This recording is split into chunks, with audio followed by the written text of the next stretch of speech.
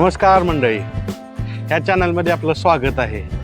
मित्रांनो, व्यवसायाची माहिती घेणार आहोत. व्यवसाय कुठला? साहजिकच टाकीवरून कळलं असेल तुम्हाला, वाशिष्ठी डेअरी, कणकणात कोकण. तर आपण आलोय चिपळूण, जिल्हा रत्नागिरी येथे. इथं एक डेअरी आहे, वाशिष्ठी डेअरी, आणि त्याचे बाय प्रोडक्ट खूप प्रसिद्ध आहेत. संपूर्ण महाराष्ट्रभर इथं बनवलेले जे प्रोडक्ट आहेत दुधाचे, ते विक्रीसाठी असतात. तर डेअरीचे संस्थापक आहेत, त्यांना भेटूया आणि जाणूया बरंच काही डेअरी व्यवसायाबद्दल. माझ्यासोबत आहेत प्रशांत यादव सर. विचारूया त्यांना व्यवसाय आणि त्या संदर्भात बऱ्याचशा गोष्टी. नमस्कार सर. नमस्कार.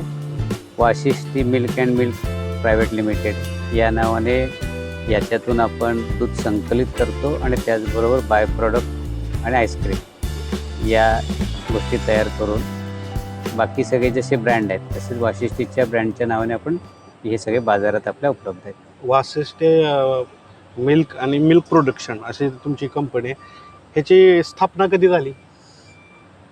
2021 साली 7 सप्टेंबरला या प्रकल्पाचं भूमिपूजन झालं आणि डिसेंबर 2022 हा प्रकल्प कार्यान्वित झाला. आता 3 वर्ष झाली.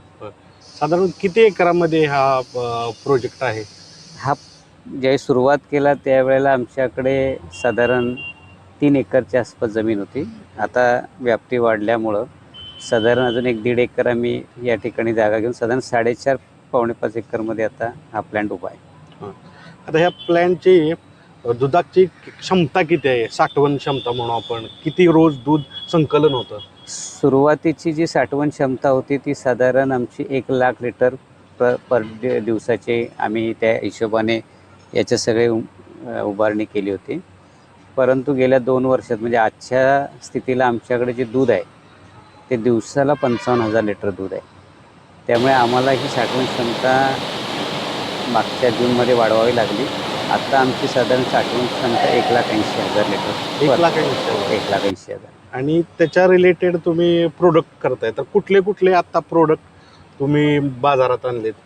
आम्ही चीज सोडून गाई म्हशीचं दूध, त्याचबरोबर त्याच्याबरोबर ती असणारे इतर सगळे बाय प्रोडक्ट्स म्हणजे दही, ताक, लस्सी, श्रीखंड, आम्रखंड, पनीर, फ्लेवर मिल, बासुंदी, पेढा, हे सगळे पदार्थ.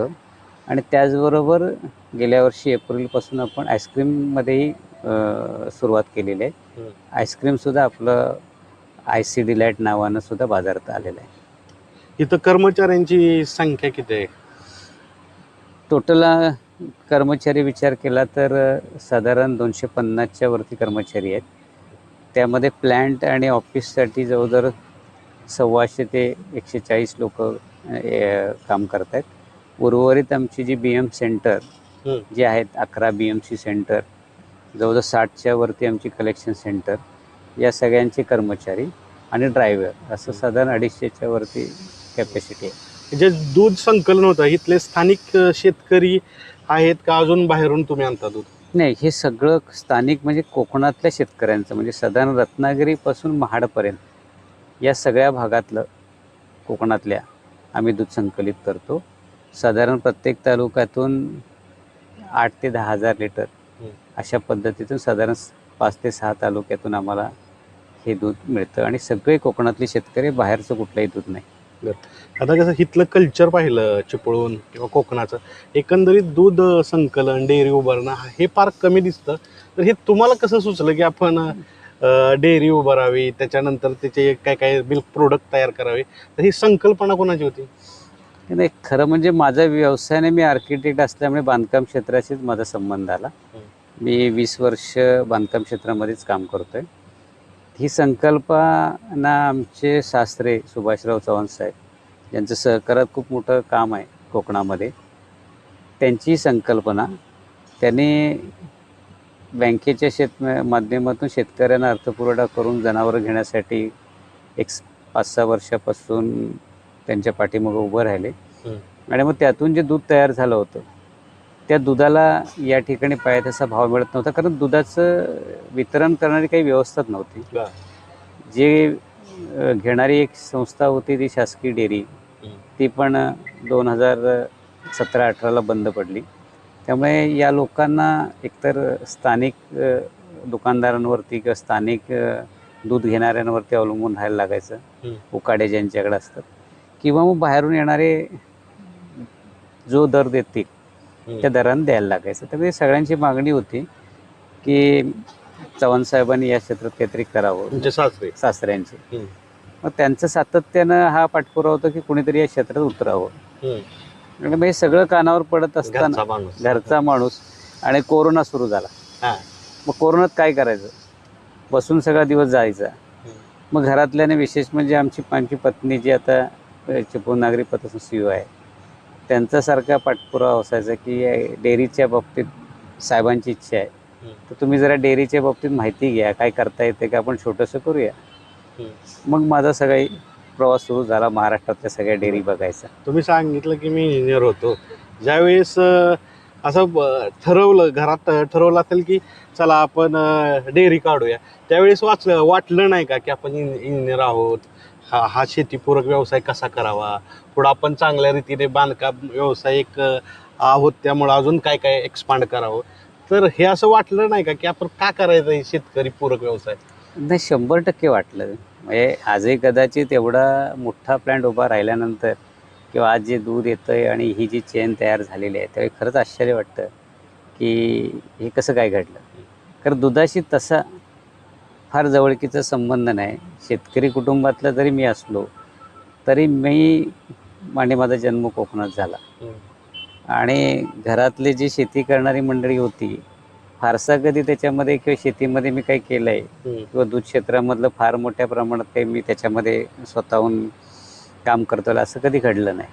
तर कुटुंबात शेती आणि दुग्ध व्यवसाय होता, आणि तोच एक म्हणता येईल की आपला बेस. परंतु माझ्या बांधकाम क्षेत्रामध्ये किंवा मी स्वतः आर्किटेक्ट असून त्याच्यामध्ये माझी खूप चांगल्या प्रकारची मोठी मोठी कामं आणि ह्या सगळ्या गोष्टी चालू होत्या. पण काही गोष्टी असतात की नीती कधी काय एखादी गोष्ट वळवते, म्हणजे तसं ते झालंय. म्हणजे हे ऍक्सिडेंटली झालंय. मला पण कधी कधी वाटतं, आश्चर्य वाटतं की आपण या क्षेत्राकडे कसं केलं. दुरान्वये सुद्धा कधी स्वप्नात सुद्धा कधी मी विचार नव्हता केला की मी या क्षेत्रात येईन आणि एवढं मोठं आपण यश आपल्याला या क्षेत्रात मिळेल. आता काय तुम्ही ठरवलं, आपण 21 सालात नेऊया, तुम्ही ठरवलं मला करायचे डेअरी, आपण उभारूया, काही माहीत नव्हतं. त्याच्यानंतर सासऱ्यांचा सपोर्ट होता, घरच्यांचा सपोर्ट होता, पण ही माहिती कुठं मिळवलं की अशा पद्धतीनं सुरुवात केली पाहिजे, अशा पद्धतीनं मशीन आणल्या पाहिजेत. तर ही माहिती मिळवणं खूप अवघड असतं पहिल्यांदा. तर ती माहिती तुम्ही कुठून शोधून काढली? ज्या वेळेला असं ज्या घरच्यांनी सांगितलं की जरा याच्यामध्ये लक्ष द्या, तर मी पण विचार केला कोरोनाचे दिवस आहेत, काहीतरी आपण साहेबांची इच्छा जरा बघूया काय. म्हणून मी महाराष्ट्रात पहिल्यांदा गोकुळचा प्रकल्प बघितला. त्याच्यानंतर मी चितळेंचा प्रकल्प बघितला, आणि मग असे जे जे महाराष्ट्रात चांगले चांगले प्रकल्प आहेत आणि जे छोटे पण प्रकल्प आहेत त्या सगळ्यांच्या प्रकल्पांना मी भेटी घेतली. आणि मग त्याच्यातनं तिथला दुग्ध व्यवसाय कशा पद्धतीनं उभा राहिला आहे, काय तिथं आहे, काय यंत्रणा आहे, कशा पद्धतीचा व्यवसाय होतो हे पहिलं जाणून घेतलं. म्हणजे साधारण त्याच्यासाठी 3-4 महिने मी सगळीकडे फिरत होतो. भेटी देणं, जे चांगले चांगले प्रोजेक्ट आहेत आपले, आपण ज्यांची नावं असतो तिथं भेटी देणं, हे पहिलं काम केलं. आता सगळ्यात महत्त्वाचं असतं, ठीक आहे, बऱ्याचशा तरुणांना माहिती भेटते, इंटरनेटवरनं भेटते, तुमच्यासारखे व्यावसायिक असतील किंवा मदत करणारी लोकही असतील. सगळ्यात मोठा प्रश्न येतो की भांडवल. तर हे भांडवल कसं उभारलं तुम्ही? बघा, म्हणजे ज्या वेळेला हे प्रकल्प बघून झाले त्यावेळी मी पुन्हा एकदा विचार केला की कोकणात आपण कसा प्रकल्प उभा करू. मग कोकणात उभं करताना आपल्याला पहिल्यांदा आम्ही कागदावरती लिहून काढलं की आपल्याला अडचणी कुठल्या येतील. मग समजा दूध जनावरचं आणायचं झालं तर कसं आणायचं, मग त्या दूधवाल्याच्या जिथनं दूध काढलं त्या गोठ्यापासून आपल्या ह्याच्याकडं आपण पहिलं दूध कसं आणू, त्यासाठी आपल्याला कशी यंत्रणा उभी करायला लागेल. मग ते दूध आपण आणल्यानंतर आपण नेमकं आणून ते दूध काही चिलिंग करून दुसरीकडे विकायचं नाही. ते जर विकायचं झालं तर आपल्याला हा धंदा परवडणार नाही. बरं. कारण शेवटी कसं पश्चिम महाराष्ट्रात अनेक असे व्यवसाय करतात की चिलिंग करतात, दूध विक्री करतात. पण इथलं दूध तिकडं घेऊन जाणं आणि विक्री करणं आणि जो काही दुधाचा रेट आहे, जो रेट तिकडचा आहे तोच इकडचा आपल्याला दिला पाहिजे आणि त्याच्यामध्ये जे ओव्हरहेड वाढणार आहे त्या ओव्हरहेडमध्ये हा काय धंदा परवडणार नाही. तर मुळातच पहिल्यांदा ठरवलं होतं की दूध आणलं तर दुधाचे प्रॉडक्ट पण आपणच बनवायचे. ते प्रोडक्ट बनवले तर 4 पैसे मिळणार आहेत. खूप महत्वाचा पैलू सांगताय की तुम्ही दूध संकलन करून ते पुढं विकण्याचा अट्टहास केला नाही. सगळ्यात महत्वाचं त्याचे प्रोडक्शन जे काय काय असतील ते विकण्याचा प्रयत्न केला, अजून विकताय मोठ्या प्रमाणावर. तर ह्या निमित्ताने एक प्रश्न आहे आणि ह्याच्याविषयी बोला तुम्ही. काय होतंय माहिती आहे का की आपण ज्यावेळेस दूध सारखा एक व्यवसाय करतो, कारण हे नाशिवंत गोष्ट आहे, तर अशी नाशिवंत गोष्टीत रिस्क घेणं आणि त्याचे बाय प्रोडक्ट बनवणं ह्यात काय काय धोका आहेत असं तुम्हाला वाटतं की ही धोका आहेत खरं? बघा, जसं मी तुम्हाला सांगितलं की दूध घेऊन चिलिंग करून विक्री करणं या व्यवसायात काय धोका आहे की तुम्हाला शेतकऱ्यांना मार्केटचा जो रेट आहे तो रेट द्यावा लागतो. तुम्ही त्या रेटपेक्षा कमी दर द्यायला गेलात आणि दुसऱ्यानं तुमच्यापेक्षा जास्त दर दिला तर ते दूध तुमच्याकडे टिकत नाही. पण तुम्ही दूध घेऊन जेव्हा दुसऱ्याकडे दूध द्यायला जाता त्यावेळेस तो रेट आपला डाऊन करतो किंवा आपले ओव्हरहेड जास्त असतील तर तो आपला दर आहे त्या दरानं देऊन सुद्धा आपल्याला इकडचे ओव्हरहेड दूध जमा करायचे आणि दूध तिथपर्यंत नेऊन पोचवायची. याच्यामध्ये ना गणित जुळत नाही. म्हणजे कोकणात दूध व्यवसाय वाढला नाही, दूध व्यवसाय कोणी केला नाही अशातला भाग नाही. अनेकांनी हा प्रयत्न केला पण हे गणित त्यांना जमलं नाही की लोकांकडनं दूध घेऊन दुसरीकडे दूध देताना ज्या गोष्टी मागं पुढं व्हायच्या त्या कशा आपण सुरळीत आणायच्या याचं कुठलं उत्तर नसल्यामुळं इकडचे सगळे दूध व्यवसाय कधी कोकणात ऊर्जित अवस्थेत आले नाही. तुम्हाला काय सापडलं? आता तुम्ही एक शब्द बोलला की सुरळीत व्यवसाय करण्यासाठी ज्या काय काय प्रश्न आहेत त्यांचं उत्तर सापडलं नाही, तर तुम्हाला काय उत्तर सापडलं? मला उत्तर एक असं मला जे लक्षात आलं की हे सगळं करायचं असेल तर स्वतःची यंत्रणा पाहिजे. मग दूध कलेक्शन करायचं आहे तर तुम्ही भाड्याच्या गाड्या घेऊन नाही कलेक्शन करू शकत. मग तुम्हाला ट्रान्सपोर्ट चार्जेस ह्या सगळ्या गोष्टींमध्ये ओव्हरहेड वाढत जाणार. मग त्यासाठी आम्ही स्वतःच्या गाड्या घेतल्या. स्वतःची गाडी तुम्ही नवीन असताना मेंटेनन्स आणि डिझेलचा खर्च आणि ड्रायव्हरचा सोडला तर बाकी गोष्टी काही करावे लागत नाही आणि ती किती वेळा फिरू शकतं. दुसरी गाडी तुम्ही फिरवायची झाली तर तुम्हाला ती किलोमीटरवरतीच चालवायला लागते. त्यामुळे त्या स्वतःची गाडीची आम्ही व्यवस्था केली. दूध घेणाऱ्या सेंटर आमची स्वतःची तयार केली. त्यामुळे तिथंही आम्हाला अचानक कोण सोडून गेला, अचानक कोणीतरी सांगितलं उद्यापासून दूध बंद करतो, असं कधी झालं नाही. आमच्या दर देत होता आम्ही कोकणात जो काही पश्चिम महाराष्ट्रात रेट होता तो पण रेट दिला. पण आम्ही पहिलं ठरवलं की दूधचा दर आपण कमी नाही करायचा, पण बाकी सगळे एक्सपेन्सेस कमी करायचे. मग ते एक्सपेन्सेस कमी करायचे पहिले आम्ही मार्ग शोधून काढले. तो पहिला आम्हाला गोष्ट सापडली की ज्याच्यामुळं आम्ही जरी दूध घेतलं आणि समजा आमचं शिल्लक दूध ते पहिल्या वेळेला आमच्याकडं दूध 10-12 हजार लिटर ज्यावेळी झालं 15,000 तेव्हा आमचं विक्री होती 7 ते 8 हजार. आम्हाला 5 ते 6 हजार लिटर दूध बाहेर द्यावंच लागायचं. त्यावेळी महाराष्ट्रामध्ये दुधाचा रेट एकच असायचा आणि ओव्हरहेड असायचे की जे बुवा ट्रान्सपोर्ट चार्जेस बिर्जे दिले जातात. पण आम्हाला ते कसे परवडायचे कारण आमचे ट्रान्सपोर्ट चार्जेस आणि इतर गोष्टी कमी असायचे. त्यामुळे आम्हाला तिथे जरी त्यांच्या दृष्टीनं कमी रेट वाटला तरी आम्ही इकडं नुकसानीत नाही आलो. कारण ते नुकसान होणारे ज्या गोष्टी होत्या त्या टाळण्यासाठीच्या गोष्टी आम्ही संपूर्णपणे तयार केल्या. तुम्ही सांगितलं की स्वतःची यंत्रणा तयार केली. यंत्रणा तयार करताना आता तुम्ही ती मोठ्या प्रमाणावर केली, पण ज्याला छोटा व्यवसाय उभारायचे डेअरी व्यवसाय त्यानं सुरुवात कशी करायची? छोट्या लेवलवर करायची त्यानं. डेअरी छोट्या व्यवसायात करताना एक लक्षात आलं पाहिजे की नेमकं आपल्याला काय करायचं. म्हणजे समजा आता आम्ही ठरवलं होतं की डेअरी उभी केल्याबरोबर प्रोडक्शन जर करायचं असेल तर आपल्याकडं आपल्या मार्केटला जे दूध येतं आहे की आपल्या मार्केटला ज्या ब्रँडच्या लोकांचं ज्या क्वालिटीच्या दर्जाचे सगळे पदार्थ येत आहेत त्याच दर्जाचे पदार्थ आणि दूध आपल्याला द्यायला पाहिजे. मग हे दूध द्यायचं असेल तर तुम्हाला त्याच ताकदीच्या किंवा त्याच टेक्नॉलॉजीच्या मशिनरी पाहिजेत. म्हणजे जर आपली दुधाची पिशवी असेल आणि दुसऱ्याची दुधाची पिशवी तर त्याच्यामध्ये फरक असता कामा नये. लोक सुरुवातीचं कोकणचं दूध म्हणून स्वीकारतील, पण तुम्ही जर क्वालिटीच्या बाबतीत कमी असाल तर नंतर ते स्वीकारलं जाणार नाही.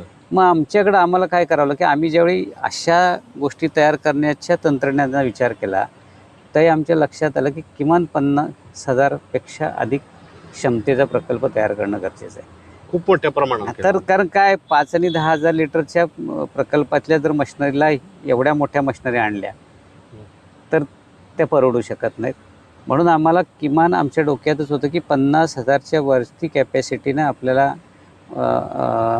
ज्यावेळी दुधाचं उत्पादन करू किंवा त्या पद्धतीचं टार्गेट ठेवू तरच या मशिनरी आणल्या तर अशा पदार्थ आपण बाहेर काढू शकतो. आणि त्याप्रमाणे आणले आणि त्यामुळे आम्ही सक्सेस झालो. पण एखाद्या छोट्या करणाऱ्यांना मी एवढं सांगेन की आपण जे काही करणार आहोत त्याचं पहिल्यांदा तुम्ही स्वतः ॲनालिसिस करा की बाबा दूध मी घेताना दूध कसं घेतलं पाहिजे, दूध मी किती लिटर आणणार आहे, मग ते मी चिलिंग केल्यानंतर नेमका त्याची मी वितरण व्यवस्था कशी करणार आहे, याच वितरण व्यवस्थेसाठी तुम्हाला कुठं तुम्ही नेमकी करणार आहात, त्या वितरण व्यवस्थेमधले गेल्या 5-6 महिन्यातले की वर्षभराचे दर काय आहेत, ह्याचा अभ्यास करून आपल्याला कुठे हे खर्च वाचवता येतील याचा जर काटेकोरपणे त्या मार्केटचा आणि आजूबाजूच्या परिसराचा तुम्ही जर वर्षभराचा अभ्यास केलेला असेल तर निश्चितपणे तुम्हाला मग लक्षात येईल की आपण किती ताकदीनं या क्षेत्रात उतरायचं आणि मग त्यासाठी आपल्याला कुठल्या कुठल्या गोष्टी पाहिजेत आणि कुठलं भांडवल पाहिजे. काय तरुणांकडं व्यावसायिक सुद्धा असतील की सगळ्या गोष्टी आहेत. तुम्ही सांगितलं डेअरी आहे, त्याच्यानंतर प्रोडक्शन आहे चांगल्या पद्धतीचं, पण ते मार्केटिंग करता येत नाही. तर मार्केटिंग कसं करावं तुमच्या मतानुसार? एवढा आता मोठ्या प्रमाणावर तुम्ही करताय, मार्केटिंग कसं करायचं? बघा, मार्केटिंग करताना निश्चितपणे छोटं मार्केटिंग असो मोठं मार्केटिंग असो तुम्हाला सगळीकडे चॅलेंज आहे. आम्ही जरी कोकणातले होतो, स्थानिक होतो, तरीसुद्धा मार्केटला गेल्यानंतर आमच्या लक्षात आलं की ठराविक कॅपॅसिटीच्या पुढं आमचं दूधच वाढत नाही किंवा ठराविक ते शेवटी कसं आम्ही आल्यानंतर बाकीच्या मार्केटिंगच्या बाकी दूध कंपनी आपली मार्केटिंगची पॉलिसी बदलली. आम्ही किती कमिशन देतोय त्याच्यावरती त्यांनी कमिशनचे रेट ठरवले. त्यांचा प्लॅन जुना असल्यामुळे त्यांना आमच्यापेक्षा अधिक कमिशन देणं परवडत होतं, आम्हाला ते परवडत नव्हतं. पण एक असतं की तुम्ही एखादी गोष्ट जर खरोखर चांगल्या दर्जाचे उत्पन्न करत असाल तर घाबरण्याचं कारण नाही. आम्ही त्याच्यावरती मार्ग शोधला. आम्ही स्वतःच्या शॉपीज काढल्या. तुम्ही आता जाताना रस्त्यात दिसतात. किती आहेत आता ते शॉपी? आता आमच्या जवळजवळ शॉपी मुंबईपर्यंत 80च्या आसपास शॉपी आहेत. या शॉपीतनं काय झालं की ज्याला आमचं दूध आवडलं होतं तो पहिल्यांदा दुकानदाराकडे गेला की दुकानदार काय करायचं की आमच्याबरोबर इतरांना पण चालवायचा. शेवटी ती मार्केटची पॉलिसी आहे. व्यावसायिक सगळ्यांना सांभाळायचा प्रयत्न करतात कारण ते कमिशनचे विषय असतो, त्यालाही 4 पैसे कमवायचे असतात. पण व्हायचं काय, आमच्या दुधाची जेवढी त्याने घेतलेली क्वांटिटी आहे ती संपली की दुसरं दूध ग्राहकाला घ्यायला लागायचं. तो मागायचा वाशिष्ठी पण त्याला मिळायचं नाही. ज्यावेळी आम्ही शॉपी सुरू केली तर लोकांना लक्षात आलं ह्यांची शॉपी इथं आहे. आज ह्या शॉपीच्या माध्यमातून आम्ही म्हणजे खरोखर आम्हाला अभिमान वाटतोय.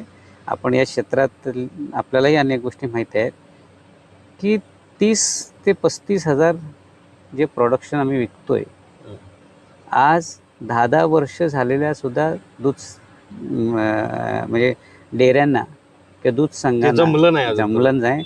हे आम्हाला 2-3 वर्षात जमलं. आज आमचं आत्ताच्या घडीला 30,000पर्यंत डेली प्रोडक्शन किती होतं? 30,000 आहे. आणि आता उन्हाळ्यात पर डे प्रोडक्शन विक्रीचं. आणि हे प्रोडक्शन आमचं आत्ता यावर्षी उन्हाळ्यामध्ये 45,000च्या पुढे जाईल. म्हणजे 45 ते 50,000 आमचं हे पुढच्या काय आकडा काय 45,000 लिटरचे बाय प्रोडक्ट्स हे विक्रीला असतील. कारण गेल्या वेळी आम्ही 35,000 लिटरचे उन्हाळ्यात बाय प्रोडक्ट विक्री केली. त्यावेळी आमचा नेहमीचा सेल होता 25,000च्या आसपास डेली. 22 ते 25,000 डेली ॲव्हरेजली. आणि उन्हाळ्यात तो शेवटी उन्हाळ्यात प्रोडक्शन आणि सगळ्या गोष्टी म्हणजे उन्हामुळे आपल्याला मागणी वाढते. 35 ते 40,000वरती गेलो होतो पर डे. आता आम्ही पर डे 28 ते 30,000 हे आमचं रोजचं प्रोडक्शन आहे. आणि आम्ही 50,000 सुद्धा पुढच्या मार्च एप्रिल मे मध्ये क्रॉस करू. ज्या स्पीडनं चाललाय ते नक्कीच आकडा पूर्ण करतात. ग्राहकांपर्यंत आपण जे प्रोडक्शन तयार करतोय ते थेट पोचवलं तुम्ही, त्याला जे मध्यस्थी असते हे सगळं तुम्ही मिटवून टाकलं. तर अजून काय काय सांगाल की व्यवसायात यशस्वी व्हायचं असेल तर ह्या गोष्टी केल्या तर तुम्ही यशाच्या जवळ जाता? बघा, व्यवसायामध्ये तुम्हाला चिकाटी पाहिजे, सातत्य तुमच्यामध्ये असलं पाहिजे आणि सगळ्यात महत्त्वाचं जर व्यवसायात आपल्याला टिकायचं असेल तर तुमची विश्वासार्हता खूप महत्त्वाची आहे. आणि विश्वासार्हतेसाठी तुम्ही प्रामाणिक असणं गरजेचं आहे. आज आमच्याकडे एवढे जे शेतकरी जोडले गेलेले ह्याला कारणच एक आहे की वाशिष्ठी डेअरी ही फार विश्वासार्हता, म्हणजे एखाद्या जरी शेतकऱ्याची कंप्लेंट एखादी दुधासंदर्भात आली किंवा दरासंदर्भात तर तात्काळ आमची यंत्रणा तिथं पोचून त्या गोष्टीचं निराकरण करते. आज एकही दिवस असा झाला नाही की दर 10 दिवसानं आम्ही शेतकऱ्यांच्या खात्यात पेमेंट टाकतो. दर 10 दिवसानं. आणि 10 दिवसानं म्हणजे आमची 1 ते 10 तारखेचं बिल 15 तारखेला जमा होतं शेतकऱ्याच्या खात्यात. 11 ते 20 तारखेचं जे बिल आहे ते 25 तारखेला होतं आणि 21 ते 30 तारखेचं बिल आहे हे 5 तारखेला. यात गेल्या 3 वर्षात कधीही एकही दिवस मागं पुढं झालेलं नाही. ही पहिली गोष्ट. आणि दुसरी गोष्ट, आम्ही जे प्रोडक्शन करतोय त्या दर्जामध्ये कधी तडजोड केली नाही. आमच्या क्वालिटी म्हणजे आमच्या लॅबोरेटरी खूप अद्ययावत टेक्नॉलॉजी आमच्याकडे आहे. जरा जरी आम्हाला डिफेक्टिव्ह वाटली तर आम्ही ती बॅच थांबवतो. आणि मार्केटमधून जरी कंप्लेंट आली एखाद्या प्रॉडक्टच्या बाबतीत तर तात्काळ सगळी बॅचच्या बॅच आम्ही रिटर्न आणतो. त्याच्यात आमचं नुकसान झालं तरी चालेल, पण ही गोष्ट आम्ही म्हणजे फार कटाक्षानं पाळतो की ग्राहकाला द्यायचं ते चांगलंच दिलं द्यायचं. आणि त्याचबरोबर आम्ही सर्व्हिसच्या बाबतीत अपग्रेड आहोत. आमच्या प्रत्येक सर्व्हिसच्या ठिकाणी आमच्या सगळ्या गाड्यांच्या माध्यमातून आम्ही कधी पोचतो काय करतो ते सगळी GPS माध्यमातून आम्हाला कळतं. आधुनिकता. आणि त्याचबरोबर आमची मार्केटमध्ये एवढा सर्वे असतो की आमचाही तिथला डिस्ट्रीब्युटर तिथे वेळेत सगळा सप्लाय करतोय की नाही. म्हणजे याच्यासाठी तुम्ही अतिशय दक्ष राहणं गरजेचं आहे. व्यवसायात जो दक्ष राहतो, प्रामाणिक राहतो, त्याच्या पाठीमागं सगळं उभं राहतं. आणि हे मी सांगेन की नवीन उद्योगात येणाऱ्यांनी पाळलं पाहिजे. आत्ता उल्लेख केला की नुकसान झालं तर झालं असणार, एवढ्या तुम्ही आता 7-8 वर्षात करताय. नुकसान झालं तर परत सुरुवात कशी करायची? कारण नुकसानातून असं असतं की काय काय व्यावसायिक की माघार घेतात कायमस्वरूपी. तर तुमच्या बाबतीत कधी झालेलं की नाही हे खूप मोठं नुकसान झालेलं आहे, ह्यातनं आपण परत उभारी घेऊ का नको, हा प्रश्न कधीतरी तयार झालाच असेल? नाही, सुरुवातीच्या काळात नुकसान म्हणजे आमच्याकडं प्रोडक्शन कमी आणि दूध वाढत चाललं होतं. सुरुवातीला कसं शेवटी तुम्ही कधी झालं तर एका रात्रीत काही 30-35 हजार होऊ शकत नाही, पण दूध आमचं झपाट्यानं वाढत होतं.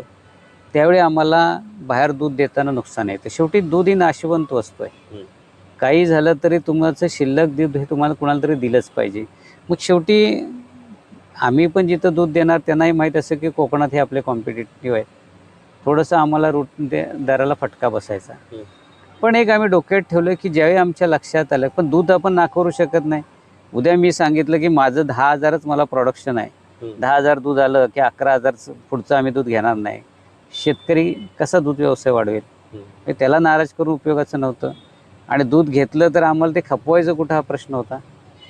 पण आम्ही अनेक ठिकाणी त्याबाबतच्या चेन तयार करून ठेवल्या होत्या किंवा सप्लाय कुठे करायचे ठरवलं होतं तरी आम्हाला नुकसान यायचं. पण एक केलं की त्या काळात आम्ही नुकसान सोसलं.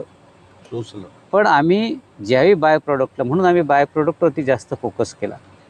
आणि मग बाय प्रॉडक्टवरती फोकस केल्यामुळं आम्हाला तिन्ही आर्थिक वर्षात, पहिल्या एक आर्थिक वर्षात आम्हाला नफा नाही झाला पण तोटा पण झाला नाही. दुसऱ्या आर्थिक वर्षामध्ये आम्हाला बऱ्यापैकी नफा झाला किंवा आमचे एक्सपेन्सेस भागले. काही गोष्टी बँका या सगळ्या थोड्यासाठी आम्ही थोडंसं आम्हाला त्याच्यासाठी आमचं स्वतःचं घालावं लागलं. पण तुम्ही कुठंतरी हे सोर्स येतात. म्हणून मी धंदा करणाऱ्यांना मी सांगतो की काही वेळेला आपण व्यवसायात करताना मला एवढी सबसिडी मिळेल किंवा मला हे सबसिडी मिळाल्यानंतर मी एवढं करेन, हे करू नका. त्यापेक्षा प्रकल्प किंवा प्रोजेक्ट छोटा करा. तुमच्याकडं रुलिंगला पैसे ठेवा. आम्ही डोक्यात ठेवलं होतं की आम्हाला वर्षभर काही फटके बसणार आहेत, किती पैसे आमच्या हातात असले पाहिजेत. तेवढे पैसे आम्ही म्हणजे त्याच्या पैशाची आम्ही जुळणी करून ठेवली होती. आणि ते होतं म्हणून आम्ही ह्या व्यवसायात टिकलो. कारण शेवटी व्यवसायात सुरुवातीला पैसे घालावे लागतात. माणूस हा विचार करत नाही की मी हे उभं केलं, चालू केलं, पण चालू केल्यानंतर अनेक गोष्टी आहेत. त्या व्यवसायामधून कमी जास्तपणा होणं, त्या व्यवसायामध्ये पेमेंट थकीत राहणं, त्या व्यवसायामध्ये काही गोष्टींसाठी ॲडव्हान्स द्यावं लागणं, या गोष्टी तुमच्याकडे पाहिजेत. म्हणून काही व्यवसाय करताना तुम्ही जर 100 रुपयाचा प्रकल्प करणार असाल तर माझं म्हणणं आहे की 60 रुपयाचाच प्रकल्प करा आणि 40 रुपये खिशात ठेवा. काही वेळा सबसिड्या वेळेत मिळत नाहीत. मग सबसिडीचा विषय निघाला म्हणून थांबवतो. त्याला दुग्ध व्यवसाय म्हणले की कुठल्या सबसिड्या शासनाच्या योजना आहेत का? आहेत ना. कुठल्या आहेत सांगा? शासनाच्या पंतप्रधानांच्या PMY पंतप्रधान ह्याच्यातून हे आहे. पुन्हा तुम्हाला पशुधन विभाग म्हणजे दुग्ध विभागातर्फे राज्याचे आहेत. म्हणजे त्याच्यामध्ये तुम्हाला GST पासून त्याच्यामध्ये तुम्हाला GST काही ठिकाणी माफ आहे. इलेक्ट्रिसिटीचे तुम्हाला हे इलेक्ट्रिसिटीमध्ये कन्झम्पशन्स आहे. त्याच्यानंतर जे डेअरी डेव्हलपमेंट बोर्ड आहे जे देशाचं, त्या डेअरी डेव्हलपमेंट बोर्डाची स्कीम आहेत. या सगळ्या स्कीममध्ये एक क्रायटेरिया आहेत की साधारण सहकारी तत्वावर चालवणाऱ्यांना एवढ्या खाजगी तत्व करणाऱ्यांवर एक लिमिटेशन आहे 5 कोटी 10 कोटीपर्यंत मिळतात. कुठे घ्यायची तुम्ही सांगितलं हे सगळ्या तुम्हाला जे आहे त्या शासनाच्या पोर्टलवरती सगळ्या गोष्टी तुम्हाला मिळतात. दुग्ध व्यवसाय संदर्भात तुम्ही शासनाचं पोर्टल जर काढलं किंवा डेअरी डेव्हलपमेंट बोर्ड जे आहे त्या डेअरी डेव्हलपमेंट बोर्डाच्या याच्यावरती गेला तर सगळ्या योजना तुम्हाला बघायला मिळतात. दुग्ध व्यवसाय असा आहे आणि त्याच्याबद्दल आपण जे प्रोडक्ट करतो की इथे रजा नाही, रोज तुम्हाला यावं लागणार, रोज बघावं लागणार. तर हे अपडेट राहणं रोजच्या रोज, तर हे कसं करता? कारण कसं आहे, आपण डेअरी प्रोडक्टमध्ये असलं की त्याच्याबरोबर तुम्ही सांगताय की बांधकाम व्यावसायिक आहात, राजकारणात तुम्ही बऱ्याचशा गोष्टी करत असता. तर हे डेली आपल्या ह्या डेअरी प्रोडक्ट असेल, दुग्ध व्यवसाय असेल, ह्यात अपडेट राहणं. बघा, आता कुठलाही व्यवसाय झाला तर तुम्हाला अपडेट राहावंच राहायला लागतं. छोटा असो मोठा असो, दूध व्यवसायामध्ये तर फार राहायला लागतं. म्हणजे त्याच्यामध्ये तुम्हाला घड्याच्या काट्याप्रमाणे चालावं लागतं. कारण दूध निघाल्यानंतर 2 तासाच्या आत तुमच्या चिलिंग सेंटरला किंवा प्लॅन्टला यावं लागतं. 2 तासामध्ये आल्यानंतर ते चिलिंग व्हायला लागतं, नाहीतर त्यात बॅक्टेरिया तयार होतात. ते झाल्यानंतर पुढच्या 7 ते 8 तासामध्ये त्याच्यावरती प्रोडक्शन करावं लागतं. त्याच्यानंतर ते तुम्हाला त्या योग्य टेम्परेचरमध्ये ठेवून नंतर वितरित करावं लागतं. ते वितरित केलेलं दूध पण तुम्हाला त्या ठराविक वेळेमध्ये किंवा त्या वस्तू ग्राहकांमध्ये पोचवाव्या लागतात. म्हणजे याच्यामध्ये तुम्हाला एक्सक्यूज नाही. सुट्टी तर एक दिवस आहे, रजा नाही. पण त्याच्यासाठी आपण स्वतः आणि आपल्याला या क्षेत्रामध्ये काम करणारी जाणकार टीम मिळणं गरजेचं असतं, तयार करणं गरजेचं असतं. आणि ते व्यवस्थापन घडवणं खरं त्याच्यासाठी तुम्ही काय इन्स्टिट्यूट किंवा असं शिबिर वगैरे काय चालू करता का? जे नवीन जे दुग्ध व्यवसाय करायचे तरुणांना इथं करायचं असेल, इंटर्नशिप करायचं असेल, तर तसं काय प्रोग्राम वगैरे? आता कसं आहे, आमची आत्ता दूध व्यवसायामध्ये 2 वर्ष झालेली आहेत. या अनुषंगाने दूध व्यवसायाशी निगडीत अनेक व्यवस्थापनामध्ये काम करणारे लोक किंवा त्या पद्धतीचे तंत्रज्ञ तयार करण्याची आवश्यकता आहे. कर्मचारी त्या पद्धतीने आत्तासुद्धा दूध व्यवसायामध्ये ऑपरेट करण्यासाठी सुद्धा आपल्याला इथल्या लोकांना कोकणातल्या जमत नाही, कारण ही व्यवस्थाच नाही. व्यवस्थित बाहेरून लोक आणावी लागतात, काही टिकतात काही नाही. काही गोष्टींसाठी तुम्ही म्हणाल तसं प्रशिक्षणाची आवश्यकता आहे. पण आत्ता प्रकल्प आत्ताच 3 वर्ष म्हणजे लहान आत्ता आम्ही स्थिरावलो आहे. आत्ता आम्ही माणसं तयार केलीत. म्हणजे आम्हाला पहिली असं असायची की आज माणूस घेतला की तिसऱ्या दिवशी सोडून जायचं. म्हणजे किमान 400-500 लोक आम्ही जेव्हा भरली तेव्हा आता ही 200-250 लोक आता टिकलेली आहेत. पण ही समस्या मी म्हणेन दुग्ध व्यवसायाशी संबंधित नाही. जरी आपण शेतात गेलो, भांगलण्याचं काम झालं, तरी हीच तक्रार आहे की कामगार वर्ग टिकत नाही. तर टिकण्यासाठी काय करायचं? काय आत्ताच्या याच्यामध्ये लोकांना मी म्हणत नाही मेहनत करत नाही, पण कष्ट करण्याच्या व्याख्या काही बदललेल्या आहेत. लोकांना घड्याच्या काटाप्रमाणे काम करण्याची सवय लागलेली आहे. 6-7 नंतर लोकांना काम करायची इच्छा नसते. आता आमच्या डेअरीमध्ये तर 6:30-7 नंतर गाड्या भरायला सुरुवात होतात आणि त्याच वेळी सुट्टी हवी असते मुलांना. मग ती सुट्टी मिळत नाही म्हणून लोक सोडून जातात. काहींचं असे काही अडचण आहे की दिवसभर ऑर्डरचे फोन येत असतात, त्या ऑर्डरची इथं कोण थांबत नाही, कारण त्या मुलांना त्यांचा मोबाईल बघायला मिळत नाही. पण हे चित्र जरी असलं तरी निश्चितपणे एक दुसरंही चित्र आहे की आत्ता जनरेशन बदललेलं आहे आणि त्या जनरेशनला जाणीव झालेली आहे की आपण काहीतरी करायचं असेल चॅलेंजिंग तर आपण मेहनत केली पाहिजे. अशी एक पिढीसुद्धा आता तयार होते. त्यामुळे तशी लोक ज्यावेळी येतात, म्हणजे मी म्हणत नाही 10 ती 2 असतील 3 असतील, ती शोधायला लागतं. पण अशी मंडळी आम्ही शोधलीत म्हणून 2 वर्षामध्ये आमचा जो आज या डेअरीची जी झेप आहे ती या मंडळींमुळे आहे की अशी कर्मचारीसुद्धा आम्हाला मिळाले की जी झोकून देऊन काम करत आहेत, 12-12 तास काम करत आहेत आणि त्यामुळं सुद्धा आज एवढी उभारी मिळाली. नाही तर शेवटी तुम्ही स्वतः एकटं नाही ना करू शकत. शेवटी तुमच्या पाठीमागे काम करणारे असंख्य हात असावे लागतात आणि ते असल्याशिवाय हे एवढं शक्य नाही होऊ शकत.